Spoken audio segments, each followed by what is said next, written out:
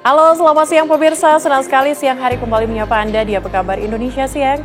Kali ini bersama dengan saya Celia Alexandra dan juga Rehana Mizia. Halo Rehana. Halo Celia. Apa Kabar baik ya tentunya. Betul. Hari ini. Oh, kita barengan ya? Barengan, karena udah saatnya sejiwa sepemikiran begitu ya untuk menyapa pemirsa di siang hari ini. Tadi Rehana makan apa siang hari ini?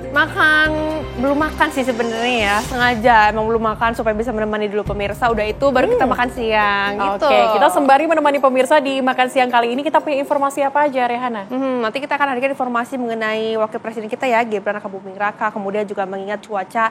Mungkin akhir-akhir ini lagi kurang bersahabat, jadi banyak banget terutama ini mengenai di beberapa wilayah di Indonesia yang nampaknya mengalami kejadian begitu ya, betul. Seperti longsor di beberapa lokasi. Nanti kita akan update untuk Anda. Tapi sebelum itu kita punya informasi pertama, apa itu, Rey? Betul, kita ke informasi pertama dulu ya pemirsa. Ini 3 pemuda di Pati, Jawa Tengah mengamuk dan merusak sebuah warung makan. Ini karena kesal pemirsa diketahui tidak dilayani oleh pedagangnya dan aksinya pun terekam oleh kamera CCTV.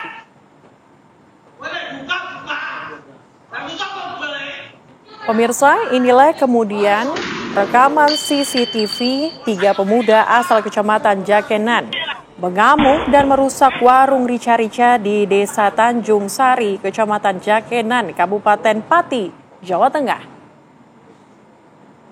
Mereka mengamuk saat pesanan mereka tidak dilayani pemilik warung karena dagangan sudah habis dan waktu sudah larut malam. Polisi kemudian langsung melakukan penyelidikan dan berhasil menangkap 3 orang pelaku setelah sempat melarikan diri.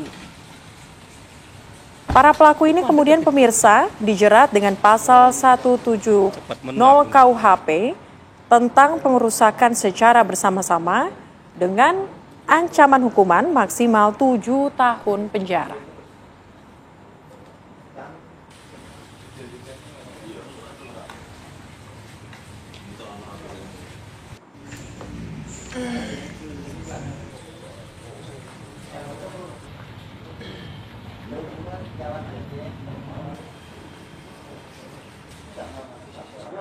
Pemirsa, dari Pati kita bergeser ke Banyumas, Jawa Tengah, di mana longsor Bukit Tambang Batu Kapur terjadi di Kabupaten Banyumas, Jawa Tengah. Kejadian ini juga pemirsa mengakibatkan 3 rumah warga rusak dan puluhan lainnya terancam.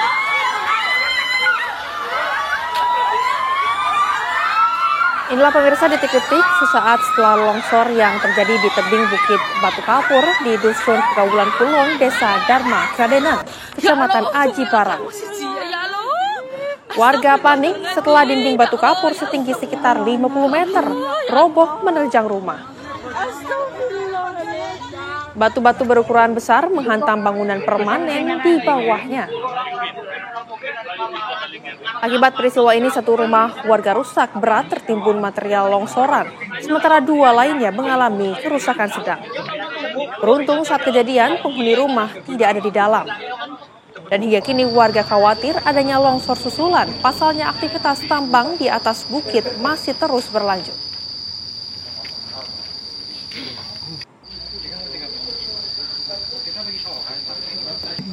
Wah, mana masuk mau ke loh.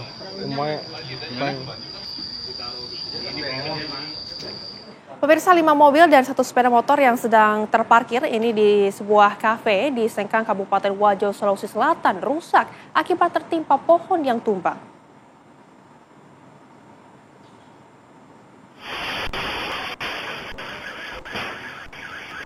Pada saat kejadian pemirsa, kondisi cuaca sedang turun hujan dengan intensitas yang cukup lebat. Sementara kondisi pohon diketahui sudah berumur puluhan tahun. 5 mobil yang tertimpa pohon tersebut sebagian besar mengalami kerusakan yang cukup parah, ringsek pada bagian atap mobil dan pecah pada bagian kaca. Dengan menggunakan mesin gergaji listrik butuh waktu sekitar 2 jam lebih dari tim BPBD dan damkar yang dibantu warga untuk mengevakuasi kendaraan. Beruntung pemirsa, dalam kejadian tersebut tidak menimbulkan korban jiwa maupun luka.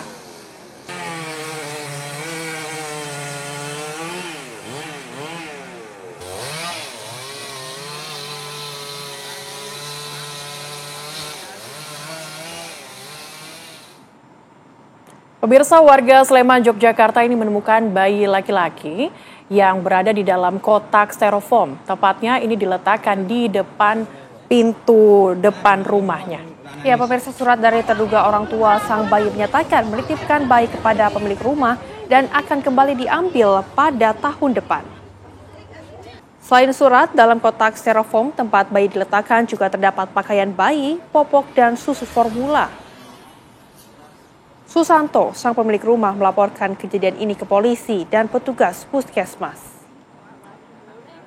Sehari sebelumnya, kejadian serupa juga terjadi di Sumber Raharjo, Prambanan, Sleman. Bayi dalam kotak styrofoam juga diletakkan di depan rumah warga.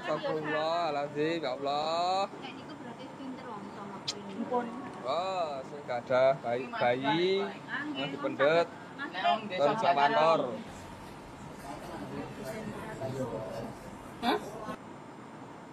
Pemirsa, aktivitas vulkanik Gunung Semeru ini yang ada di Kabupaten Lumajang, Jawa Timur terus mengalami peningkatan pada hari Senin pagi.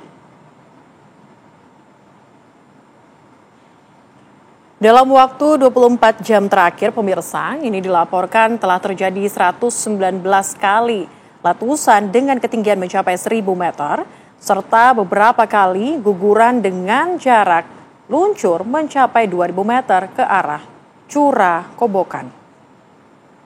Hingga saat ini, pemirsa, Gunung Semeru masih berstatus waspada atau pada level 2. Warga kemudian dilarang melakukan aktivitas apapun di sektor Tenggara sepanjang Curah Kobokan sejauh radius 8 km dari puncak kawah.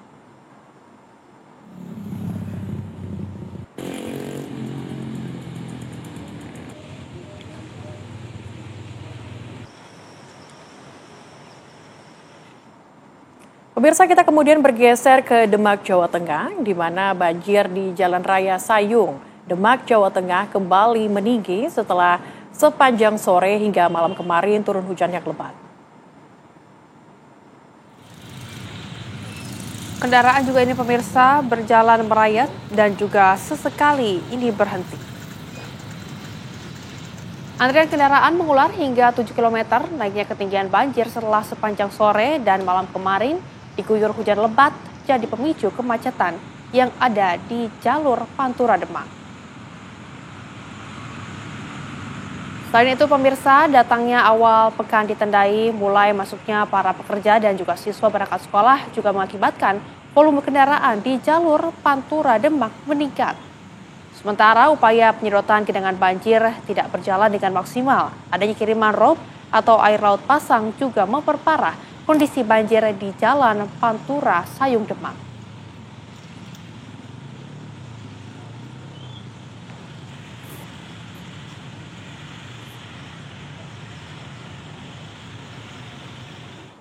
Ya, pemirsa, setelah diketahui ini sempat surut, banjir kembali merendam Desa Ketitangwetan, Kabupaten Pati, Jawa Tengah. Selain merendam ratusan rumah warga, banjir juga merendam akses jalan desa hingga membuat aktivitas warga ini lumpuh. Sebanyak 800 rumah warga terendam dan lebih dari 2.000 jiwa terdampak banjir. Selain karena curah hujan yang tinggi dalam beberapa hari terakhir ini, banjir juga disebabkan karena jebolnya tanggul Sungai Widodaren. Warga berharap pemerintah setempat segera melakukan normalisasi Sungai Widodaren dan melakukan pembangunan tanggul sungai secara permanen. Sehingga pemirsa, saat musim hujan yang berlangsung dengan intensitas yang tinggi, air yang mengalir di sungai tidak meluber ke pemukiman dan menyebabkan banjir.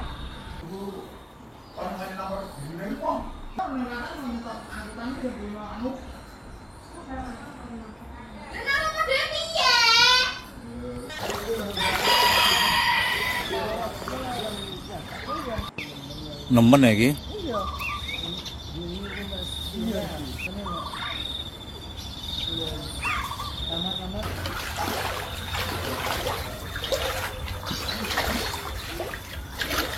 Ini lah, begini, keadaannya begini lah. Pemirsa, ratusan rumah di Desa Ketitangwetan, Ini Pati, ini terendam banjir. Informasi terbarunya akan disampaikan oleh rekan kami Abdul Rohim yang sudah berada di lokasi. Abdul Rohim, bagaimana kemudian kondisi di sana dan juga bagaimana dengan warga yang terdampak? Apakah sudah diungsikan dan di mana letak pengungsian tersebut? Baik, Rehana, Celia dan juga pemirsa, banjir yang terjadi di Desa Ketitangwetan, Kecamatan Batangan, Pati, Jawa Tengah, yang tadi pagi merendam sekitar 800 rumah.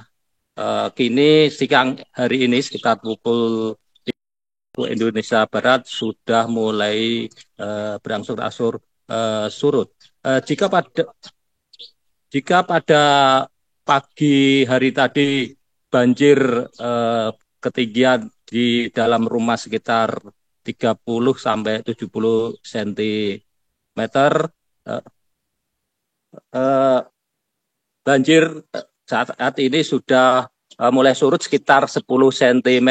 Namun di jalan di belakang saya ini tampak banjir masih merendam sekitar 50 cm sampai 70 cm, sehingga aktivitas warga tidak bisa keluar masuk desa dengan mengendarai sepeda motor atau mobil. Warga hanya bisa berjalan kaki untuk aktivitas keluar masuk desa karena masih tingginya genangan air di kawasan pemukiman ini.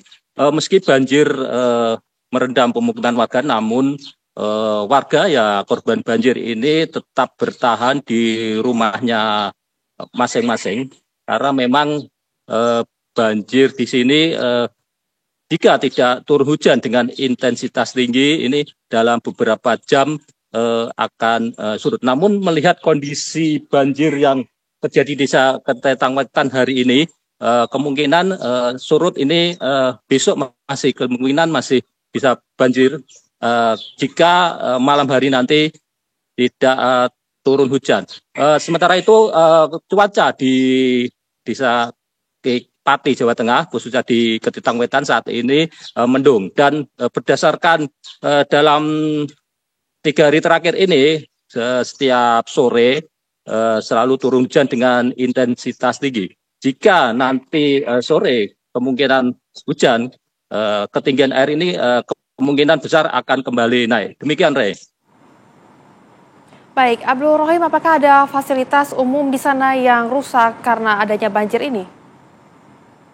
Ya, baik, banjir di Ketitangwetan ini memang disebabkan karena tanggul Widodaren, ya, tanggul yang ada di Desa Ketitangwetan ini jebol.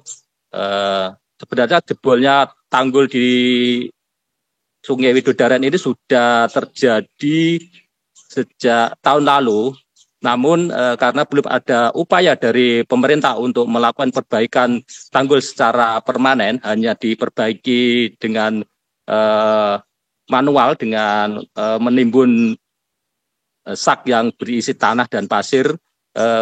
Banjir tanggul kembali jebol hari Kamis kemarin dan kembali menggenangi Desa Ketitangwetan. Ya, banjir di Ketitangwetan ini merupakan dalam pekan ini sudah 2 kali banjir terjadi di desa ini, dan dalam tahun 2025 ini sudah yang keempat kalinya. Sebelumnya pada bulan Januari, April, dan Juni lalu banjir juga merendam Desa Ketitangwetan ini. Demikian, Rey. Baik, terima kasih laporan langsung Abdul Rohim dari Pati, Jawa Tengah. Selamat bertugas kembali. Ya, pemirsa, hujan deras disertai angin kencang ini diketahui menumbangkan salah satu wilayah yang ada di Indonesia, yakni di mana ada pohon pala berukuran besar di Jalan Arteri Pondok Indah, Jakarta Selatan. Informasi akan kami hadirkan usai jeda sesaat lagi. Tetaplah bersama kami di Apa Kabar Indonesia Siang. Anda masih di Apa Kabar Indonesia Siang bersama Celia dan juga Rehana. Pemirsa, kita hadirkan di segmen kali ini informasi viral untuk Anda.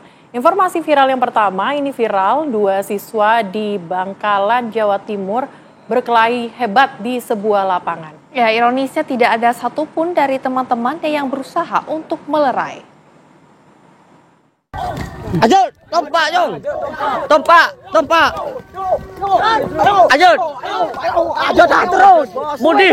Inilah rekaman video duel tangan kosong antar pelajar yang menghebohkan dan meresahkan masyarakat di Bangkalan. Dalam rekaman video yang tersebar di media sosial ini, dua orang siswa saling baku hantam lewat pukulan maupun tendangan. Ironisnya, aksi bak gladiator keduanya ditonton teman-teman kedua pelaku. Tak ada satupun yang berusaha melerai, bahkan mereka memberi dukungan pada masing-masing pelaku. Aksi kekerasan ini diduga dilakukan pelajar dari salah satu sekolah menengah kejuruan di Kota Bangkalan. Usai video tersebut viral, pihak Polres setempat mengaku belum mendapat laporan resmi dari pihak terkait. Meski begitu, pihak kepolisian sedang melakukan penyelidikan terkait para pelajar yang terlibat yang ada dalam video tersebut. Ya, memang benar video itu sudah beredar di medsos dan viral. Namun secara resmi kita belum menerima laporan dari masyarakat terkait dengan video tersebut. Namun kita juga masih menyelidiki, masih ngecek terkait dengan lokasi kejadian pertengkaran tersebut. Pihak kepolisian akan berkoordinasi bersama pihak kepala sekolah dan dinas terkait untuk mengungkap pelajar yang terlibat perkelahian dalam video tersebut.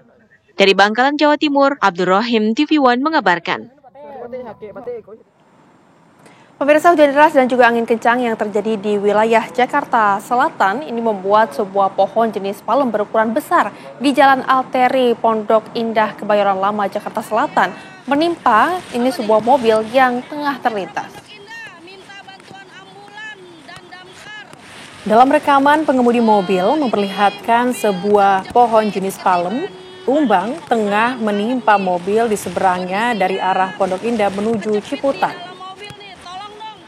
Pohon tumbang ini diduga karena usianya yang sudah menua. Bahkan kondisi kawasan alteri Pondok Indah maksud kami saat itu diguyur hujan deras dan disertai angin kencang. Mobil berisi pengemudi saja dan langsung ringsek pada bagian atap setelah tertimpa pohon. Satu pria di dalamnya sebagai pengemudi mobil tersebut tewas tak terselamatkan nyawanya. Setelah dievakuasi pemirsa dari mobil miliknya ke ambulans oleh warga, pihak keluarga yang melihat anggota keluarganya ini di lokasi histeris menangis. Peristiwa ini pemirsa kemudian membuat arus lalu lintas di sekitar mengalami kemacetan cukup panjang.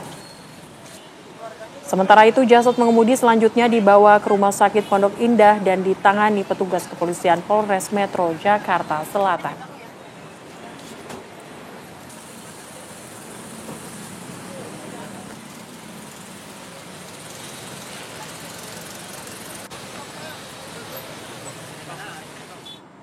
Pemirsa, sebuah sarana olahraga lapangan padel yang tepatnya berada di wilayah Kembangan, Jakarta Barat, ini roboh usai diterpa angin kencang pada Minggu sore. Pengunjung yang tengah berolahraga pun panik berhamburan untuk menyelamatkan diri. Peristiwa ini terjadi saat hujan deras disertai angin kencang yang melanda wilayah Jakarta. Pada saat peristiwa itu terjadi, lapangan tengah ramai. Pihak Inafis dari Polres Metro Jakarta Barat yang tiba di lokasi langsung melakukan penyelidikan awal. Adapun informasinya pemirsa, tidak ada korban jiwa dalam peristiwa ini. Masuk. Oh my God.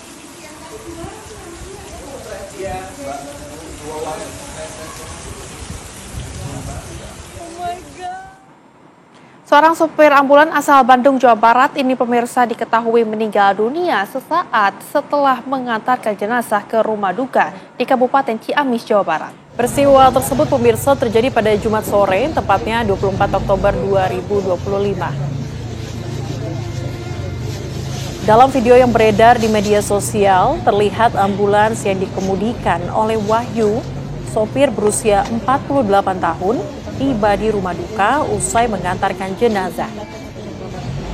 Wahyu sempat memarkirkan ambulans dan memundurkannya agar proses penurunan jenazah lebih mudah. Namun, tak lama berselang setelah jenazah diturunkan, Wahyu tiba-tiba terjatuh dari kursi kemudi dan tidak sadarkan diri. Warga yang panik langsung membawanya ke puskesmas untuk mendapatkan pertolongan. Namun, nyawanya tidak tertolong.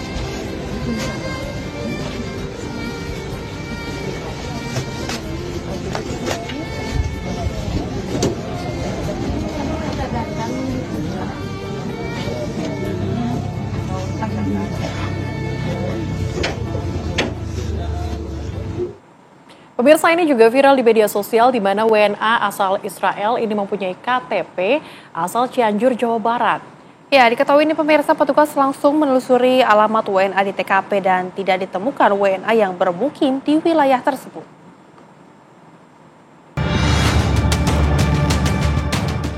Media sosial geger soal kabar seorang warga negara Israel memiliki KTP Indonesia.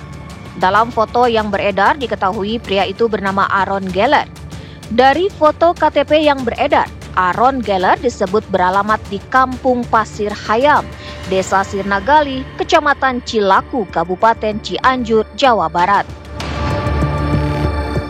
Usai viral, petugas dari Kecamatan Cilaku dan Desa Sirnagali bersama petugas kepolisian langsung melakukan pengecekan ke setiap ketua RT dan RW setempat sesuai domisili yang ada pada KTP WNA Israel tersebut.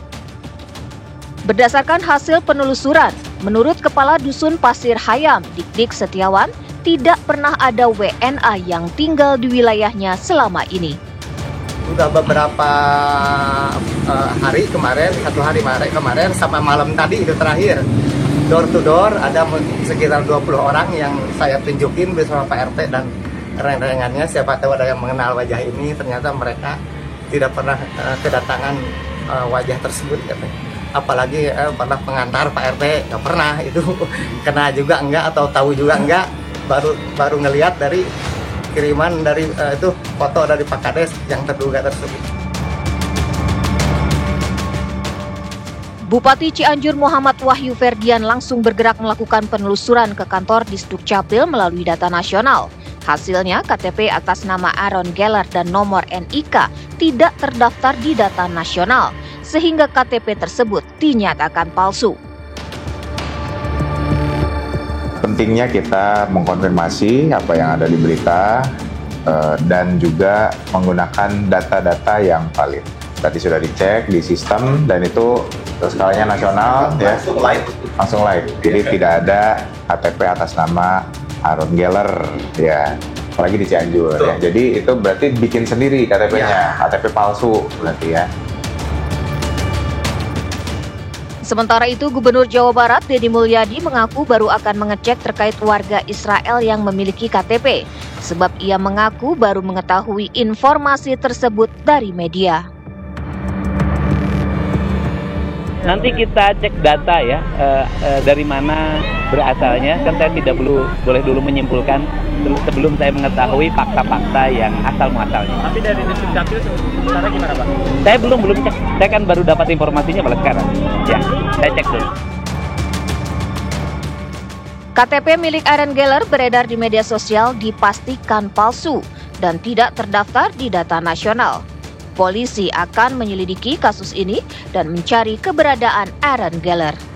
Dari Cianjur dan Bandung, Jawa Barat, Hairun Syah, Cepi Kurnia, TV One mengabarkan.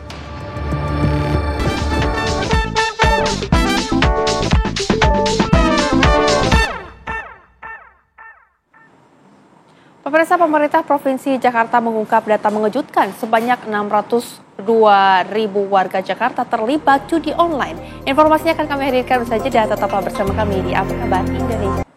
Anda kembali di Apa Kabar Indonesia Siang pemirsa. Pemerintah Provinsi Jakarta ini mengungkapkan data yang mengejutkan. Berdasarkan dari hasil penelusuran Pusat Pelaporan dan Analisis Transaksi Keuangan atau PPATK, sebanyak 602.000 warga Jakarta ini terlibat judi online. Indonesia pemirsa, sekitar 5.000 di antaranya merupakan penerima bantuan sosial. Sejahtera bagi kita semua, Wakil Gubernur Jakarta, Rano Karno, mengungkap data mengejutkan dari Pusat Pelaporan dan Analisis Transaksi Keuangan atau PPATK yang menemukan sebanyak 602.000 warga Jakarta terlibat judi online. Total nilai transaksi mencapai 3,12 triliun. Ironisnya, sekitar 5.000 diantaranya merupakan penerima bantuan sosial. Atas temuan ini, Pemprov Jakarta akan mencabut bantuan sosial bagi warga yang terlibat judi online sebagai bentuk ketegasan dan edukasi agar bansos benar-benar diterima mereka yang membutuhkan. Nah, ini 5.000 diantaranya diduga penerima bansos. Sedih banget. Terpaksa kita cabut ini. Kita ngeluarin anggaran untuk subsidi bansos buat KJP, KJMU, BPJS. Digunakan, memang nggak semua. Kita kasih kartu ke anaknya. Tapi kartunya yang megang bapak emaknya. Kejaksaan Agung RI mencatat hampir 98% pelaku judi online adalah laki-laki dengan rentang usia 28 hingga 50 tahun. Judi online kini bukan lagi sekedar permainan, tetapi jebakan digital yang dapat menjerumuskan banyak pihak dan berpotensi memicu persoalan sosial, ekonomi, hingga kriminal. Untuk itu, Pemprov Jakarta bekerja sama dengan Kejaksaan Agung bersinergi menekan maraknya praktik judi online yang dinilai sudah sangat meresahkan masyarakat. Dari Jakarta, Yoga Kuspratomo, TV One mengabarkan. Pemirsa, 5.000 warga Jakarta menerima bantuan sosial terlibat dalam aktivitas judi online. Tentunya pemirsa, temuan ini juga menimbulkan pertanyaan mengenai efektivitas penyaluran bantuan sosial serta tantangan sosial yang menyertainya. Kita akan bahas terkait hal ini bersama dengan pengamat sosial dari UGM, ini adalah Bapak Hempri Suyatna. Selamat siang Pak Hempri. Selamat siang Mbak Celia, Mbak Rehana. Baik, Pak, ini ditemukan data yang cukup mengejutkan ya pada ribuan warga yang terlibat judi online. Apa sebetulnya yang membuat masyarakat ini penerima bansos terutama mudah untuk terjerat judi online, Pak Hempri? Iya, saya kira memang ada banyak faktor ya yang menyebabkan hal tersebut ya. Pertama memang harus dilihat dari sisi soal mentalitas ya penerima bantuan sosial. Yang ini akhirnya menyebabkan kemudian mereka tidak melakukan bantuan sosial itu, tidak menggunakan bansos itu untuk apa yang seharusnya dilakukan atau yang menjadi kebutuhan primer mereka, sehingga kemudian larinya adalah ke bansos. Yang kedua, menurut saya memang harus ada evaluasi ya program-program bansos ke depan, bahwa bansos tidak hanya sekedar kemudian memberikan bantuan berupa barang, berupa uang dan sebagainya, tapi harus juga ada unsur-unsur dimensi-dimensi edukasi kepada para penerima bantuan sosial, sehingga ini juga bagian dari upaya untuk tadi merubah mentalitas budaya di masyarakat, sehingga mereka bisa lebih peka, lebih paham terkait dengan bagaimana kemudian penggunaan bantuan sosial tersebut di masyarakat.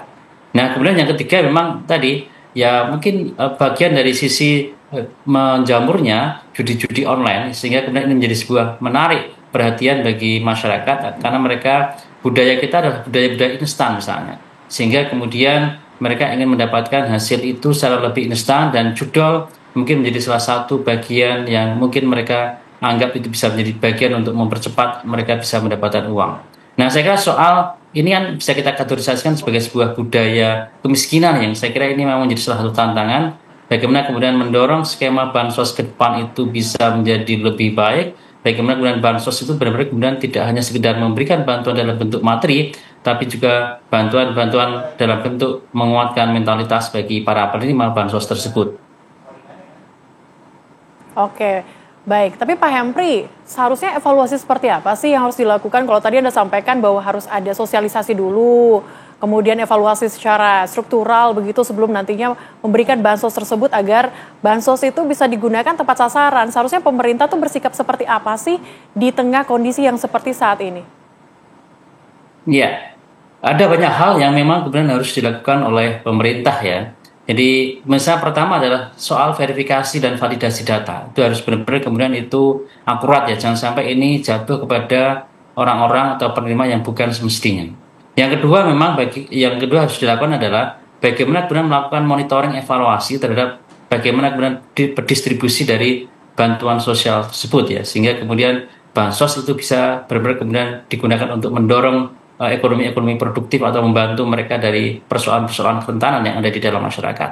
Nah, yang ketiga, saya kira menjadi penting juga bahwa ke depan itu harus bagaimana mendorong bantuan-bantuan sosial yang lebih berorientasi pada keberlanjutan. Jadi bansos jangan hanya kemudian dipahami sekedar bantuan-bantuan yang sifatnya adalah karitatif. Tapi bansos itu adalah bagian-bagian dari stimulasi untuk kemudian mendorong ekonomi produktif yang ada di dalam masyarakat. Jadi gambaran saya misalnya bisa saja bahwa harus ada target ya dari pemerintah, misalnya bahwa 2 tahun awal misalnya mereka bansos, tapi kemudian tahun berikutnya mungkin sudah bantuan-bantuan yang sifatnya adalah pengembangan ekonomi mereka. Artinya ini masyarakat satu sisi juga bisa menjadi lebih semangat, bisa menjadi lebih tergugah bahwa dan kemudian menjadi tidak pragmatis. Karena selama ini kan yang terjadi adalah ya karena ada bansos yang kemudian mungkin belum ada evaluasi secara komprehensif, akhirnya menyebabkan tadi banyak kemudian terjadi salah sasaran, banyak yang kemudian akhirnya menjadi pragmatis dan juga mentalitas masyarakat. Dan tadi yang saya sampaikan bahwa upaya-upaya bansos itu harus dipahami sebagai upaya untuk social investment. Jadi ini adalah bagian hanya untuk mengatasi kerentanan, tapi persoalan mentalitas, persoalannya adalah sebagai sebuah investasi sosial, saya kira itu harus juga dilakukan untuk para penerima bantuan sosial tersebut. Baik Pak, nampaknya ini juga kalau kita lihat dari strukturalnya sendiri perlu adanya evaluasi tadi, monitoring juga kemudian. Pak, kalau dari kacamata Anda ini melihat moral dari individu mungkin warga yang terlibat dari judi online ini seperti apa Pak? Iya, betul Mbak. Jadi memang tadi secara struktural memang dari sisi skema bantuan sosial juga harus kita kritisi ya. Yang kedua juga dari sisi ini pemberantasan judol harus juga lebih diintensifkan ya. Artinya ini menjadi muara. Artinya kalau kita ingin menyelesaikan masalah jangan hanya menyelesaikan dari sisi penerima bantuan sosialnya semata, tetapi kita juga harus mampu menyelesaikan dari sisi bansosnya, skema bansosnya, dan satu sisi adalah dari sisi judulnya juga. Artinya sampai kapanpun mungkin perilaku-perilaku semacam ini akan tetap muncul ketika kemudian pemerintah tidak bisa bersikap tegas terhadap misalnya pelaku-pelaku judi-judi online. Yang ini yang saya kira juga akan punya dampak sosial yang saya kira sangat buruk pada masyarakat.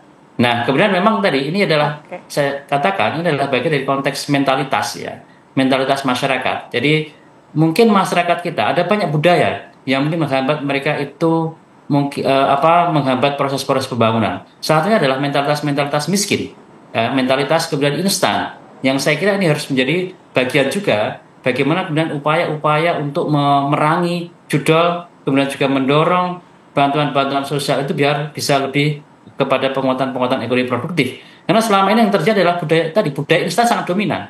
Orang pengen cepat kaya, orang pengen cepat hasil, tapi tidak menikmati bagaimana proses-proses yang harus dilakukan. Ini yang saya kira juga harus dibenahi dalam rangka mengembangkan bantuan-bantuan sosial itu ke depan menjadi lebih baik. Kira-kira gitu, Pak. Oke. Baik, Pak Hempri, tadi Anda beberapa kali menyebutkan soal mentalitas kemiskinan, mentalitas miskin begitu ya. Tapi sebenarnya faktornya tuh apa? Apakah memang faktor lingkungannya, tekanan ekonomi, faktor sosial yang kemudian muncullah faktor-faktor untuk kita gaya hidup yang tinggi, atau seperti apa sebenarnya yang men-trigger hal ini? Betul, artinya memang salah satu akar persoalan kemiskinan itu adalah soal budaya, mentalitas, selain aspek-aspek kultural, selain aspek-aspek struktural maupun aspek-aspek natural ya, alam ya. Dan saya kira ini memang faktor budaya ini bisa dibentuk oleh dari sisi masyarakatnya sendiri, perilakunya sendiri. Kira-kira dia pengen punya etos kerja yang lebih baik atau enggak. Dan itu memang betul Mbak, artinya memang kemudian banyak kemudian aspek-aspek eksternal yang kemudian akhirnya mempengaruhi kemudian mentalitas itu terbentuk. Karena tadi ikut-ikutan misalnya, karena temannya, tetangganya ikut-ikutan judol, dia akhirnya ikut judol ya, temannya sukses di judol, dia ikut-ikutan judol. Ini yang saya kira problem-problem faktor-faktor eksternal ini juga harus diperhatikan ya. Artinya tadi saya sampaikan bahwa ya sisi strukturalnya judol harus dihentikan, judol harus juga diberantas dengan sampai akar-akarnya, sehingga persoalan-persoalan mentalitas ini juga harus kemudian juga dibenahi. Dan istilahnya juga betul, artinya bahwa mungkin juga bisa disebabkan ya tadi budaya instan itu muncul karena juga mungkin ya sempitnya lapangan pekerjaan ya, sehingga mereka susah untuk cari pekerjaan-pekerjaan yang lebih mapan, pekerjaan-pekerjaan yang lebih formal, sehingga kemudian akhirnya salah satu solusinya adalah mereka cari jalan instan ya, melalui penggunaan judul ini sebagai salah satu alternatif untuk menambah penghasilan mereka. Artinya memang betul ini adalah multidimensi, multi kompleks, sehingga memang saya kira salah satu solusinya harus ada penyelesaian secara struktural, kultural, yang saya kira ini harus dikaitkan juga dengan lintas kementerian yang ada di pemerintah. Baik, artinya ini banyak sekali faktornya ya Pak, bukan hanya internal, namun juga tadi faktor eksternal juga. Tapi Pak, kami juga ini sempat mendapatkan informasi jika Pemprov Jakarta akan mencabut bansos bagi penerima bansos yang terlibat judi online. Pak, apakah menurut pandangan Anda mungkin langkah ini tepat atau seperti apa, Pak Hempri? Ya, saya kira apa yang dilakukan oleh pemerintah Provinsi DKI Jakarta sangat tepat. Ya, artinya memang ini harus bagian dari bahwa bansos itu adalah bagian dari upaya untuk menumbuhkan, mendorong edukasi ke masyarakat. Sehingga bagi mereka yang kemudian menyalahgunakan bansos untuk hal-hal yang kemudian tidak tepat sasaran, saya kira itu harus juga dilakukan atau diberikan sanksi, dan bagian-bagian dari upaya untuk menegakkan aturan agar bansos juga kemudian tepat sasaran. Namun di sisi lain, tadi saya sampaikan bahwa orang melakukan judol itu kan mungkin juga ada banyak faktor. Sisi lain pemerintah saya kira juga harus mengembangkan mungkin sektor-sektor ekonomi, menguatkan ekonomi produktif yang itu bisa dimasuki oleh masyarakat. Misalnya pemberdayaan UMKM, usaha mikro kecil dan menengah, pemberdayaan sektor-sektor informal yang saya kira itu mudah dimasuki oleh masyarakat, sehingga satu sisi lain masyarakat punya alternatif untuk kemudian mereka bisa mendorong misalnya usaha-usaha yang lebih produktif, bukan hanya sekedar kemudian melakukan hal-hal yang kemudian sifatnya negatif. Artinya harus ada tadi, tidak hanya sekedar mencabut mereka dari sasaran, tapi harus menyelesaikan juga solusi-solusi yang itu bisa dimasuki oleh para penerima bansos agar mereka kemudian bisa tetap eksis, ya, mereka bisa tetap mempertahankan hidupnya, memenuhi kebutuhan hidupnya di dalam masyarakatnya. Ada hal yang harus dilakukan, dan saya kira ini bukan sekedar pekerjaan satu dinas, ya, pekerjaan satu kementerian kalau di pusat, tapi saya kira ini juga sinergi antar dinas, ya, yang ada di Jakarta tentunya, kemudian juga misalnya kalau di level pusat saya kira sinergi antar kementerian pusat. Saya kira juga harus dicermati, jangan-jangan kasus ini tidak hanya di Jakarta. Saya kira di kasus-kasus yang lain juga banyak ditemukan hal-hal tersebut. Artinya ini harus menjadi sebuah perhatian serius dari pemerintah untuk bagaimana kemudian mengembangkan konsep-konsep bansos yang lebih orientasi adalah ekonomi produktif, dan bansos yang memang orientasinya adalah mendorong keberlanjutan dari program-program bantuan sosial tersebut. Oke, artinya pencabutan ini adalah langkah yang tepat, tapi harus dilakukan evaluasi secara keseluruhan dari akar permasalahannya, sehingga betul. Nantinya kalaupun nanti akan diberikan bansos lagi, ini bisa lebih tepat sasaran. Terima kasih Pak Hempri sudah bergabung bersama dengan kami di Apa Kabar Indonesia Siang, dan juga ini menjadi suatu pencerahan ya buat kita. Semoga nantinya bansos yang diberikan ini bisa digunakan tepat sasaran, tidak lagi digunakan untuk judi online. Ya pemirsa, sementara itu seorang anak laki-laki yang terseret arus aliran selokan yang ada di Kecamatan Pamulang, Kota Tangerang Selatan ditemukan meninggal dunia. Kami akan hadirkan informasinya selanjutnya, tetaplah bersama kami di Apa Kabar Indonesia. Anda kembali bersama kami pemirsa di Apa Kabar Indonesia Siang. Seorang anak laki-laki yang terseret arus aliran selokan di Kecamatan Pamulang, Kota Tangerang Selatan ditemukan meninggal dunia. Jenazah korban ditemukan 1 km dari lokasi korban hilang, kemudian jasad korban pun dibawa ke rumah duka sesuai dengan permintaan keluarga.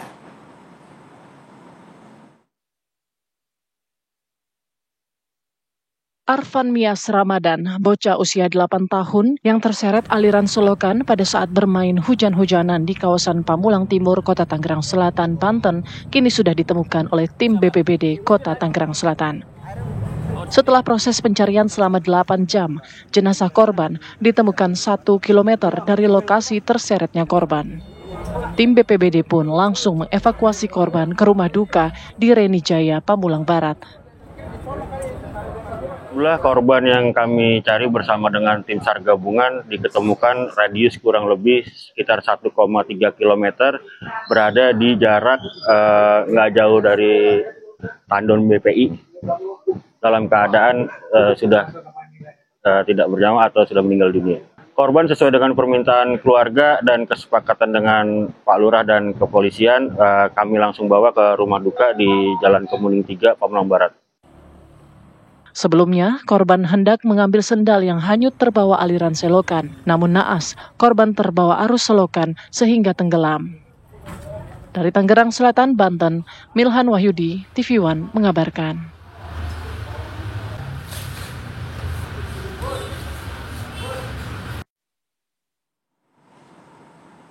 Pemirsa, tim gabungan akhirnya menemukan Arfan Mias Ramadan, seorang anak berusia 8 tahun yang hanyut di selokan di kawasan Pamulang, Tangerang Selatan dalam keadaan meninggal dunia. Lalu pemirsa, bagaimana proses evakuasi korban? Kita akan langsung tanyakan kepada rekan Kesia Putar-Putar yang sudah ada di lokasi. Kesia, bagaimana situasi evakuasi korban di sana? Silakan.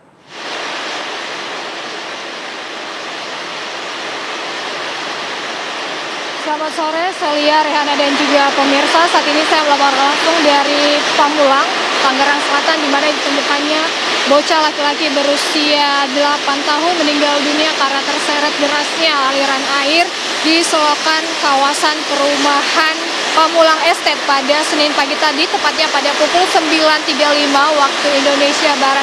Dan memang jasad dari Arfan ini sudah ditemukan di radius 1,5 km dari tempat jatuhnya.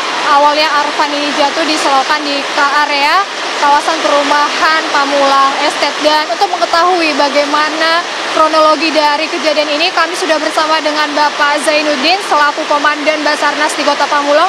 Halo Bapak, selamat siang. Selamat siang. Pak, boleh diceritakan ataupun dijelaskan bagaimana kronologi dari temukannya jasad anak laki-laki berusia 8 tahun?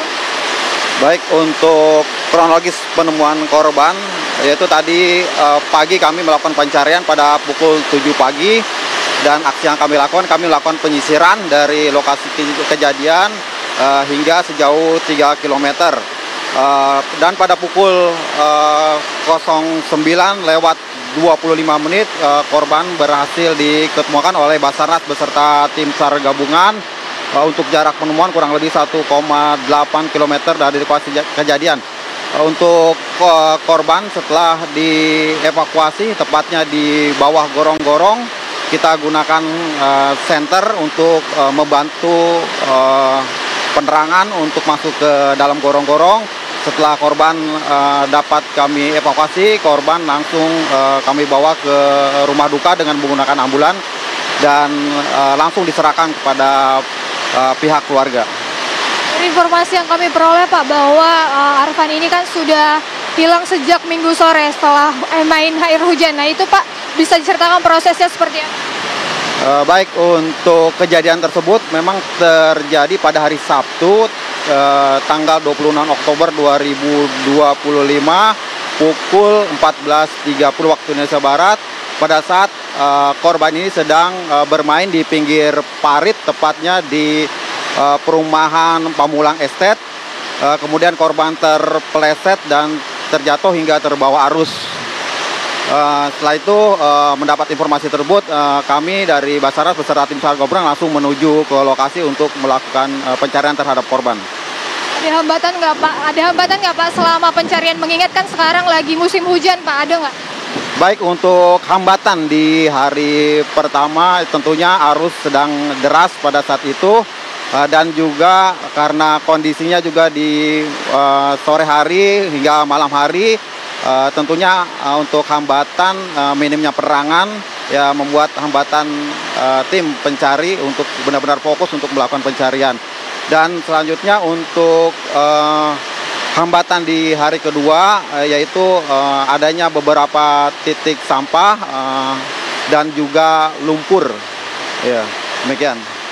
Untuk saat ini jasad dari Arfan sendiri sudah di mana Pak? Baik, untuk jasad setelah dievakuasi langsung dibawa ke rumah duka dan langsung diserahkan kepada pihak keluarga. Terima kasih Pak atas waktunya. Ya pemirsa, Celia, Rehana, dan juga pemirsa, bahwa saat ini memang jasad dari Arfan sudah dikembalikan ke keluarga dan sudah dibawa ke rumah duka. Untuk sementara kami kembalikan ke studio. Baik, terima kasih laporan langsung Kesia Putar-Putar. Selamat bertugas kembali. Pemirsa, Pengadilan Negeri Jakarta Pusat hari ini menjadwalkan sidang pembacaan penetapan terkait gugatan ijazah SMA Wakil Presiden Gibran Rakabuming Raka. Kami akan hadirkan informasinya usai jeda. Tetaplah bersama kami di Apa Kabar Indonesia Siang. Ada masih bersama Celia dan juga Rehana di Apa Kabar Indonesia Siang, pemirsa. Pemerintah Provinsi DKI Jakarta ini tengah mengkaji penyesuaian tarif Transjakarta dari Rp3.500 menjadi Rp5.000. Rencana ini muncul seiring dengan evaluasi layanan dan kebutuhan operasional transportasi publik di ibu kota. Lalu bagaimana pemirsa tanggapan masyarakat?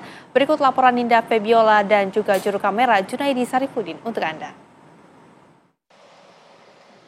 Publik tengah diramaikan dengan perbincangan soal kenaikan tarif transportasi umum.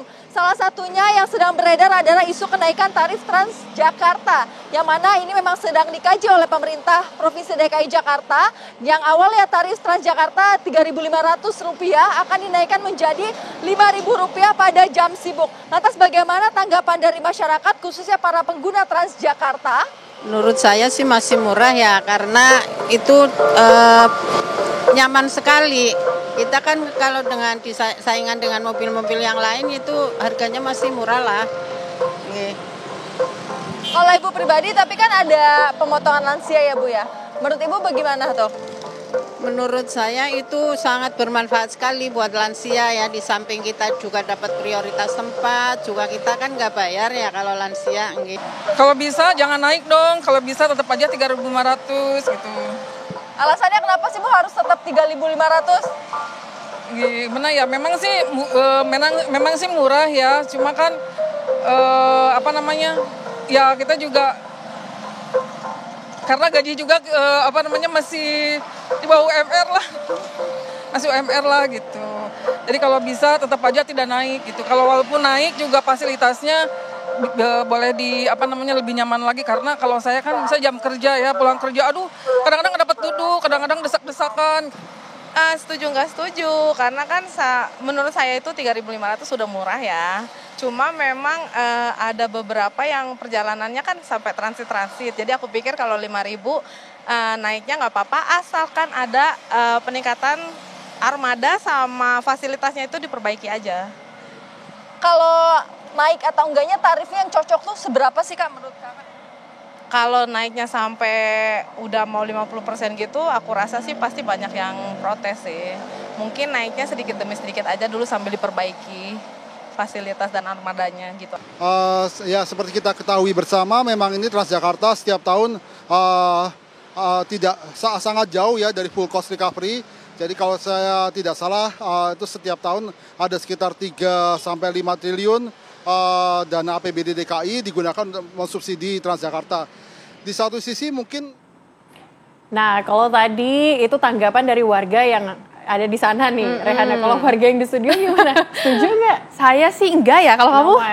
Kalau saya sih kalau ngitung-ngitung ya 5.000 berarti PP-nya 10.000 Re. Iya. Ini berarti pengeluaran bulanan semakin banyak nih. Betul. Belum lagi kalau misalkan ada orang naik Gojek, berarti naik Gojek sambung Transjakarta. Bisa-bisa meledak nggak tuh dompetnya? Kita tunggu ya nanti seperti apa hasil kajiannya. Tapi kita hadirkan juga informasi lainnya untuk Anda pemirsa, di mana Pengadilan Negeri Jakarta Pusat hari ini menjadwalkan sidang pembacaan penetapan terkait dengan gugatan ijazah SMA Wakil Presiden Gibran Rakabuming Raka. Perkara ini pemirsa diajukan seorang warga bernama Subhan Palal kepada tergugat 1 Gibran Rakabuming Raka dan tergugat 2 KPU atau Komisi Pemilihan Umum yang meminta pengadilan menilai keabsahan dokumen pendidikan Gibran di bangku SMA saat mendaftar sebagai Cawapres 2024. Selain itu, Subhan juga menuntut ganti rugi material dan imaterial sebesar Rp125 triliun Gibran dan KPU. Setelah 3 kali proses mediasi gagal dilaksanakan, Majelis Hakim hari ini menjadwalkan pembacaan penetapan untuk menentukan langkah selanjutnya. Sementara itu, Wakil Presiden Gibran hingga kini belum pernah hadir secara langsung dalam persidangan dan selalu diwakili oleh tim penasihat hukumnya.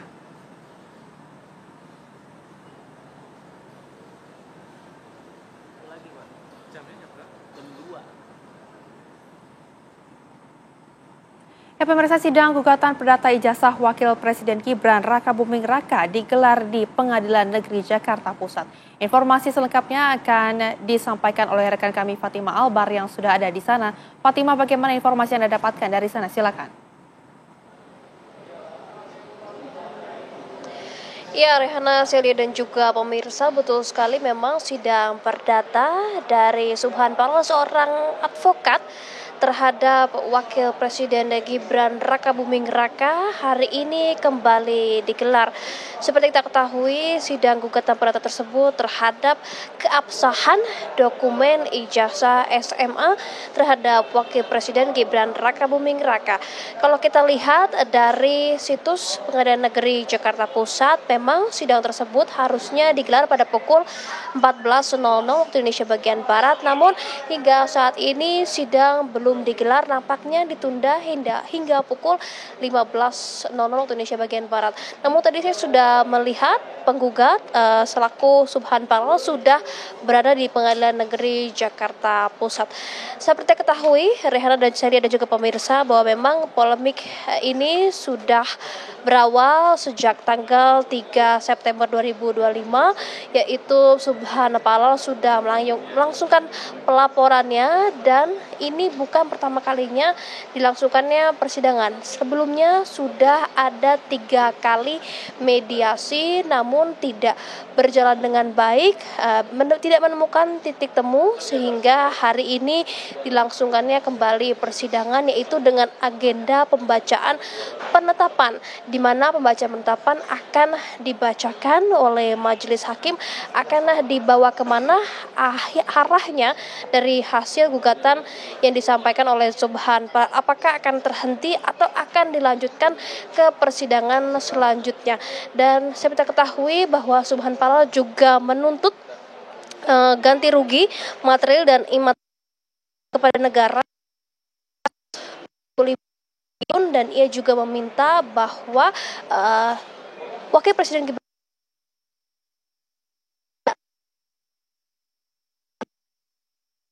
namun hal tersebut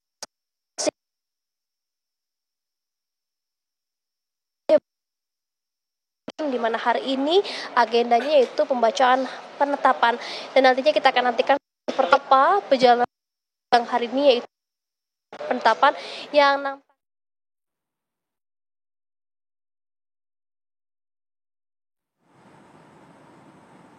Ya, terima kasih laporan langsung Fatima Albar dari Pengadilan Negeri Jakarta Pusat. Dan pemirsa, kami harus jeda terlebih dahulu. Saya jeda, kami akan hadirkan informasi lainnya untuk Anda. Tetap bersama kami di Apa Kabar Indonesia Siang. Anda kembali bersama kami di Apa Kabar Indonesia Siang. Pemirsa, kawanan monyet liar masuk ke pemukiman dan juga menyerang warga di Desa Sukamanah, Kecamatan Cibeber, Cianjur, Jawa Barat. Pada ngapain, Pak? Ya, pemirsa, usai kejadian, petugas damkar bersama dengan warga berusaha menangkap kawanan monyet liar tersebut. Namun, petugas kesulitan untuk menangkapnya dikarenakan kawanan monyet tersebut sangat agresif. 3 orang warga yang mengalami luka akibat gigitan monyet langsung dilarikan ke Puskesmas Cibeber. Namun, karena lukanya sangat serius mengalami robek sedalam 3-5 cm dan terus mengalami pendarahan, akhirnya 3 orang korban gigitan monyet liar tersebut dirujuk ke RSUD Sayang Cianjur. Salah satu korban mengaku, pemirsa, dirinya diserang monyet saat memberikan makan kawanan monyet yang ada di warung di pinggir jalan. Sedangkan 2 warga lainnya sedang duduk dan diserang dari belakang. Warga kemudian berharap, pemirsa, petugas bisa segera menangkap kawanan monyet liar tersebut agar tidak ada lagi korban akibat serangan monyet liar.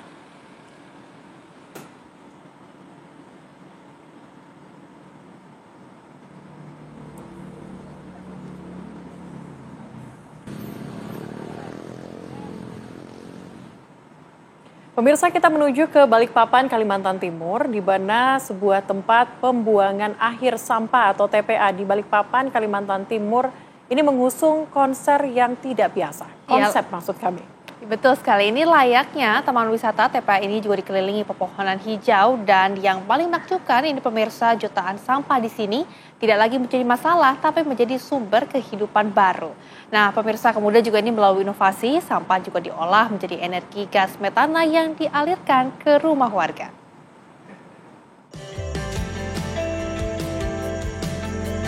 Ada yang unik dari ujung Kalimantan Timur. Suasana yang hijau seperti di hutan ini ternyata bukanlah taman wisata. Ini adalah tempat pembuangan akhir sampah di zona Wasteko, TPAS Manggar, Balikpapan, Kalimantan Timur. Setiap harinya di sini menerima 385 ton sampah per hari. Namun dengan luas 40 hektar, kawasan ini tidak semuanya dijadikan penimbunan sampah, melainkan hanya 17 hektar saja, sisanya merupakan kawasan hijau. Uniknya, sampah-sampah tersebut akan dipilah untuk sampah jenis organik, lalu dikonversi dan diolah menjadi energi baru terbarukan, gas metana.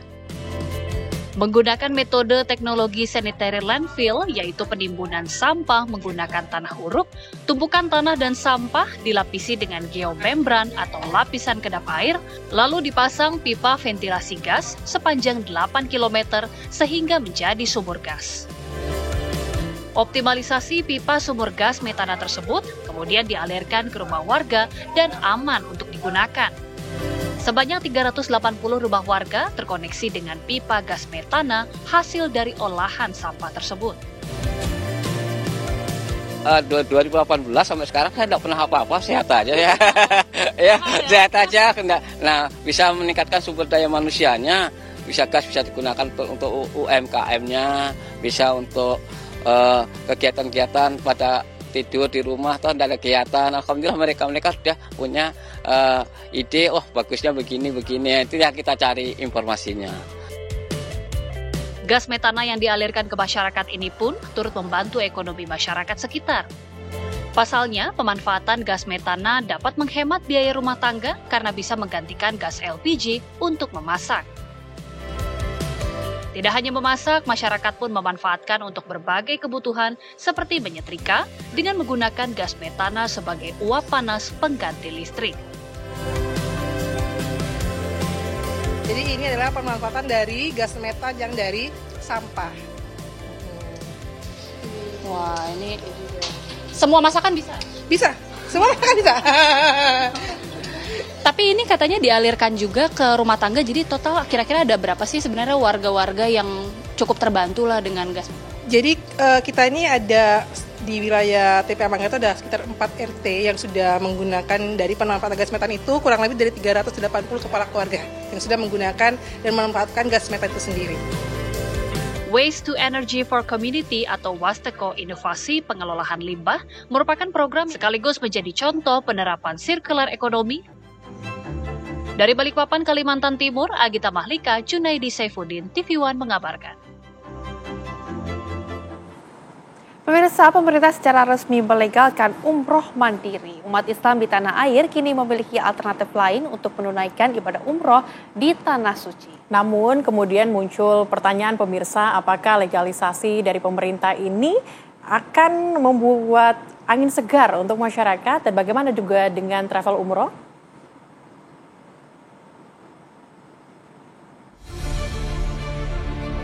Pemerintah Indonesia kini melegalkan umroh mandiri. Ini berarti umat Islam di tanah air bisa menunaikan ibadah umroh tanpa melalui biro-biro perjalanan resmi. Kebijakan ini diatur dalam Undang-Undang Nomor 14 Tahun 2025 tentang perubahan ketiga atas Undang-Undang Nomor 8 Tahun 2019 tentang penyelenggaraan ibadah haji dan umroh. Wakil Menteri Haji dan Umroh Dhanil Anzar Simanjuntak menyatakan, pelegalan umroh mandiri ini dilakukan untuk menyesuaikan dengan regulasi baru pemerintahan Kerajaan Arab Saudi. Dhanil menambahkan, dengan melegalkan umroh mandiri, pemerintah berupaya melindungi jemaah yang menunaikan ibadah umroh di Tanah Suci. Nantinya untuk menunaikan ibadah umroh mandiri, jemaah akan mendaftar melalui sistem nusuk yang telah terintegrasi antara pemerintah Indonesia dan Arab Saudi. Jamaah umroh mandiri ketika mereka dilegalkan dalam undang-undang, ketika mereka berangkat ke Saudi Arabia secara otomatis mereka terlindungi oleh negara, peran Kementerian Haji dan Umroh, peran Kementerian Luar Negeri, peran para atase itu semuanya secara otomatis punya tanggung jawab terhadap perlindungan terhadap mereka. Bagaimana dengan mekanismenya? Mekanismenya akhirnya nanti di masa yang akan datang terkait dengan haji mandiri ini mereka harus juga terdaftar atau melaporkan atau melakukan pemesanan misalnya hotel, kemudian layanan-layanan lainnya di Saudi Arabia melalui sistem nusuk yang terintegrasi antara Kementerian Haji Arab Saudi dengan Kementerian Haji Indonesia. Wamen Haji dan Umroh juga menegaskan pemerintah tetap melindungi ekosistem ekonomi umroh dan berharap pelaku usaha perjalanan ibadah tidak khawatir akan legalisasi umroh mandiri. Perlindungan ekosistem ekonomi haji misalnya dikhawatirkan oleh para travel, kemudian travel mereka bisa mati, bisa bangkrut gara-gara makin banyak yang melakukan jamaah umroh mandiri. Kita akan memastikan tidak boleh ada moral hazard, artinya di luar perusahaan travel itu tidak boleh menghimpun para calon-calon umroh untuk berangkat ke Saudi Arabia. Kalau ada orang yang menghimpun orang-orang yang melakukan umroh mandiri dengan dalih seolah-olah travel atau seolah-olah PPIU, itu tentu melanggar hukum, dan kita ingin memastikan perlindungan terhadap usaha-usaha travel yang legal, tapi juga kita memberikan ruang legalitas untuk umroh mandiri. Dhanil pun memastikan pemerintah akan terus menjaga keberlangsungan pelaku usaha perjalanan ibadah. Tim TV One mengabarkan. Ya pemirsa, informasi tadi sekaligus menutup jumpa kita di Apa Kabar Indonesia Siang. Saya Celia Alexandra. Dan juga saya Rehana Meza mewakili kru yang bertugas izin pamit undur diri. Terima kasih. Sampai jumpa.